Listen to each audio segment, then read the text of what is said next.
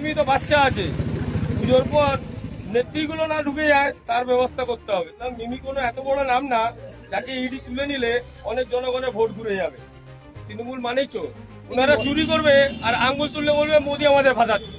দাদা, আমরা জানতে পেরেছি বেআইনি বেটিং অ্যাপ কাণ্ডে যাদবপুরের প্রাক্তন তৃণমূল সাংসদ মিমি চক্রবর্তীকে দিল্লিতে ইডি সদর দফতরে হাজিরা দেওয়ার নির্দেশ দেওয়া হয়েছে। এর আগে অঙ্কুশকেও একইভাবে নির্দেশ দেওয়া হয়েছিল।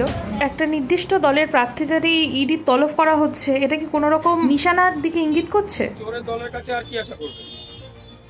তৃণমূল মানেই চোর। তৃণমূলের নেত্রী শুরু থেকে আজ পর্যন্ত শুধু চোরদের জায়গা দিয়েছে।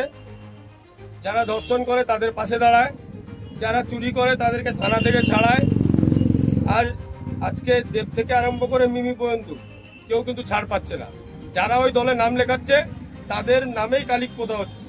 আর আজ মিমির সঙ্গে যেটা হয়েছে, আগামী দিন আরো নেত্রীদের সঙ্গে হবে। চিন্তা করার কোনো কারণ নেই। তার কারণ একটাই, এনারা কোনো আইন মানেন না।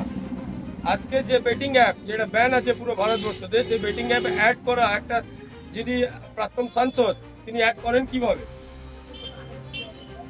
এনারা আইন মানেন না। এনারা আইনকে গুরু আঙ্গুল দেখিয়ে শুধু পয়সা কামাবার জন্য রাজনীতিটা করছেন, পশ্চিমবঙ্গে ডোবাচ্ছেন, পশ্চিমবঙ্গের নামটাকে নষ্ট করছেন। তারা তো নায়ক নায়িকা, তারা তো টাকা দিলে তো তারা বেটিং অ্যাপ প্রমোট করবেই, তাদের তো টাকা আছে। তার মানেটা কি?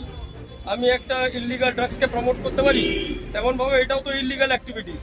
একটা বেটিং অ্যাপ যেটা অলরেডি ইল্লিগাল আছে, তাকে উনি কি করে প্রমোট করেন? কোনোদিন করতে পারেন না। তার সত্ত্বেও এটা করা হচ্ছে একদম নিশ্চিত। ওনারা চুরি করবে আর আঙ্গুল তুললে বলবে মোদি আমাদের ফাঁসাচ্ছে। এটা কোনোদিন হতে পারে না। চুরি করার আগে ভাবতে হয় যে উনি চুরিটা করছে কার জন্য, নিজের জন্য না দেশের জন্য। ওনারা সবসময় নিজের জন্য চুরিটা করে আর আঙ্গুল দেখায় জনগণের দিকে।